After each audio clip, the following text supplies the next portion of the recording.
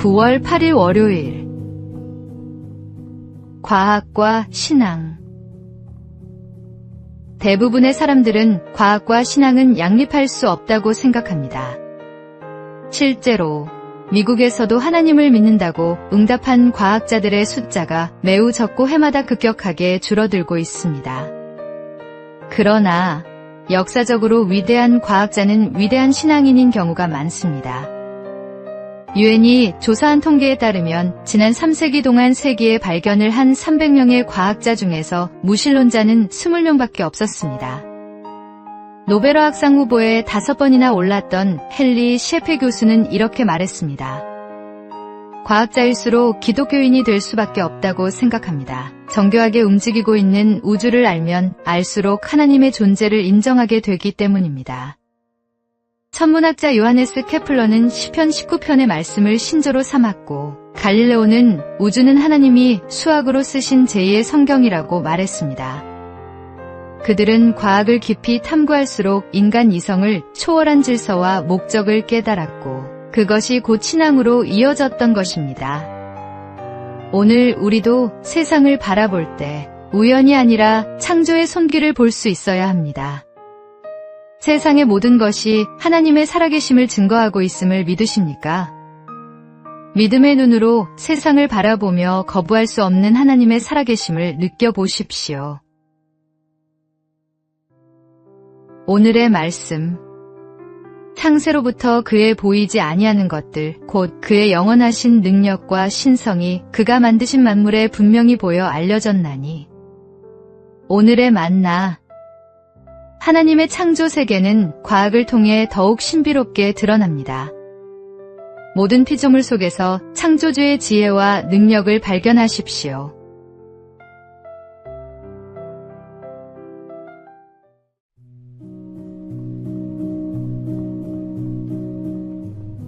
(9월 9일) 화요일. 문서, 전도의 힘. 하나님은 세상을 창조하신 유일한 하나님이시며 성경은 유일한 진리입니다. 그러나 세상이 변하면서 하나님을 예배하는 형식과 전도 방식은 계속해서 달라지고 있습니다. 이런 흐름을 따라 어느새 전도의 기본이었던 문서 전도도 이제는 무용지물인 것처럼 여겨지고 있습니다. 최근 10년 사이 주님을 만난 사람 중에는 노방전도나 문서 전도를 한 번도 경험해본 적이 없는 사람들도 있습니다. 이런 상황이지만 그럼에도 불구하고 여전히 문서 선교가 가장 효과적인 전도 방법 중 하나라고 믿습니다.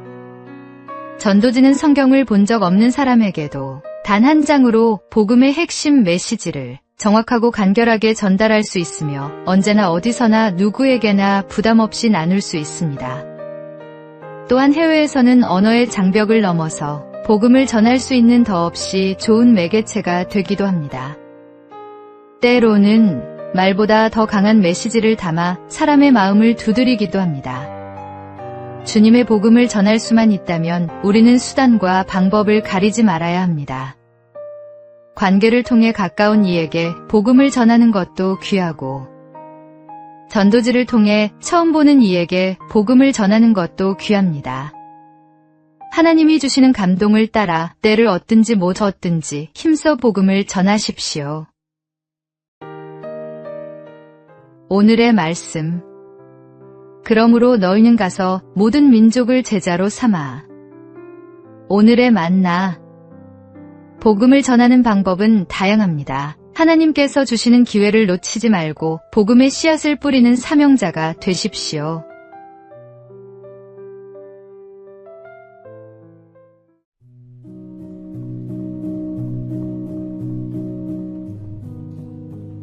(9월 10일) 수요일. 희생으로 이룬 화합. 도시샤 대학교는 기독교 정신으로 세워진 일본의 명문대학입니다. 처음 학교가 세워질 당시 여러 가지 문제들이 일어났고, 그 문제가 갈등의 원인이 되어 직원들과 학생들이 파벌을 이뤄 다투었습니다. 하루는 총장인 니즈마 조가 대학의 모든 사람을 불러 모아 엄포를 놓았습니다. 이렇게 분열되어서는 결코 명문대가 될 수 없습니다. 이번 사태의 주모자를 아주 엄벌에 처하겠습니다.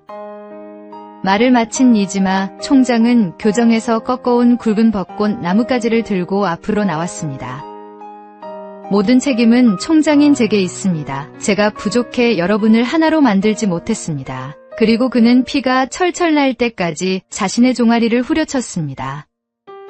그 모습은 단순한 자책이 아니라 공동체를 위한 진정한 회개의 표현이었습니다. 학생 8명, 직원 2명으로 시작된 작은 학교를 명문 종합대학으로 성장시킨 동력은 니지마 초대 총장의 희생과 섬김, 그리고 그로 인해 이뤄진 진정한 화합이었습니다. 희생할 줄 아는 사람, 겸손한 자세로 사는 사람이야말로 사람과 사람의 관계를 회복시키고 무너진 공동체를 다시 세우며 주 예수님을 다른 사람에게 소개할 수 있는 사람입니다. 내 것을 조금 손해보더라도 기꺼이 희생할 줄 아는 예수님을 본받아 사는 성도가 되십시오. 오늘의 말씀. 그리스도로 말미암아 우리를 자기와 화목하게 하시고 또 우리에게 화목하게 하는 직분을 주셨으니. 오늘의 만나. 진정한 리더십은 희생과 겸손에서 나옵니다. 내 것을 내려놓고 먼저 화해의 손을 내미는 그리스도의 마음을 품으십시오.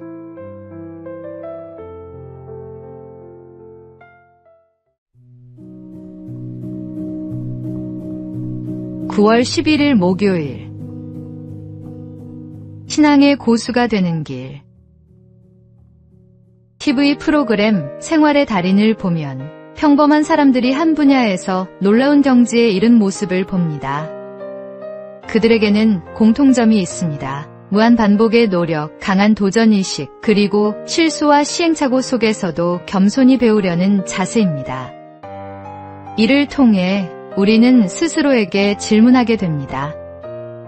나는 신앙의 고수인가? 아니면 아직 하수인가? 신앙의 고수란 단순히 교회 생활을 열심히 하는 것이 아닙니다. 내적으로는 성령으로 충만하고 외적으로는 그리스도의 향기가 물씬 풍기는 삶을 사는 것입니다.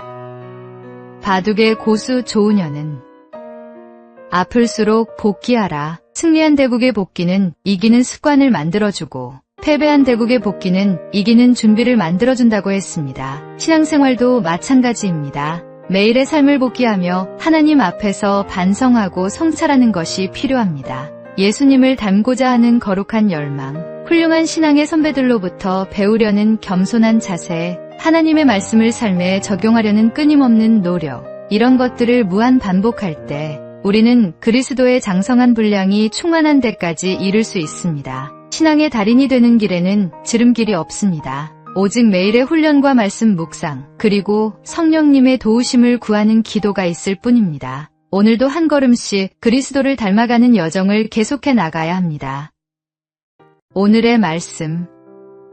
우리가 다 하나님의 아들을 믿는 것과 아는 일에 하나가 되어 온전한 사람을 이루어 그리스도의 장성한 분량이 충만한 데까지 이르리니.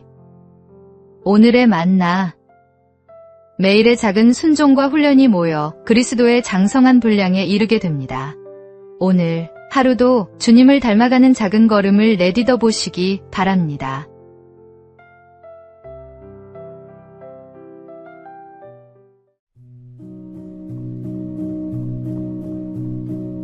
(9월 12일) 금요일. 나이 듦의 은혜. 세월 앞엔 장사 없다는 말처럼 사람들은 노화를 두려워합니다. 흰 머리와 주름, 구부정해지는 등을 보며 나이 드는 것을 부정적으로만 생각하곤 합니다. 그러나 최근 연구 결과는 우리의 편견을 뒤바꿔줍니다. 나이 먹는 것에 대해 긍정적으로 생각할수록 더 건강하게 오래 살 수 있다는 것입니다. 나이가 들수록 스트레스를 다루는 능력이 향상됩니다. 인생 경험이 쌓이면서 웬만한 일에는 흔들리지 않고 감정 조절도 더 능숙해집니다. 부정적인 감정에서 긍정적인 마음으로 돌아오는 회복 탄력성도 좋아집니다. 특정 기억력은 줄어들 수 있지만 인생의 지혜와 지식, 상황 대응 능력 같은 결정 지능은 오히려 자라납니다. 성경은 늙은 자에게는 지혜가 있고 장수하는 자에게는 명철이 있다고 말씀합니다. 나이가 들면서 생기는 가장 큰 변화는 진정 중요한 것에 집중하게 된다는 점입니다. 시간의 소중함을 깨달으면서 가치 있는 일에 더 투자하게 됩니다. 하나님께서는 우리에게 세월을 허락하셔서 영적으로 성숙해 가게 하십니다.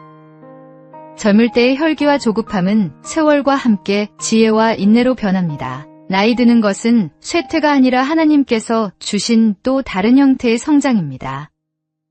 그러니 막연히 노화를 걱정하기보다는 어떻게 하면 하나님 안에서 잘 나이 들어갈 수 있을지 생각해 봅시다. 오늘의 말씀. 늙은 자에게는 지혜가 있고 장수하는 자에게는 명철이 있느니라. 오늘의 만나. 세월은 우리를 늙게 하는 것이 아니라 지혜롭게 만드는 하나님의 선물입니다. 오늘도 한 살 더 나이 든 것을 감사하며 성숙해져가는 내 모습을 발견해 보시기 바랍니다.